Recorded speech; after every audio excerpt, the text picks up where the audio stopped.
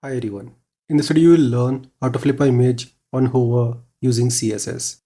As you can see, I got an image here. Now when I will take my mouse over this image, you can see it got flipped horizontally. So this is what we're going to achieve in this video. So let's get started. I'm using VS Code as my code editor. I already got an image file here, image.jpg. Let's create an index file, index.html. Let's have a basic HTML structure here. Add a link to the style sheet, that will be style.css. Here we only need one image element. Delete this part. Source will be image.jpg. Save it. Now create a style sheet here, style.css. Select body element. Background color will be dark slate gray. Select image element, give it a height of 400 pixels, width will be same 400,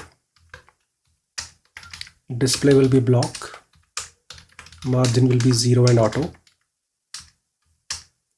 border will be 1 pixel solid black, border radius will be 5 pixels, and transition will be transform 0.5 second is. Save it. Now open this file in the browser to see the output. So this is the output. Now when I will take my mouse over this image, you can see nothing is happening.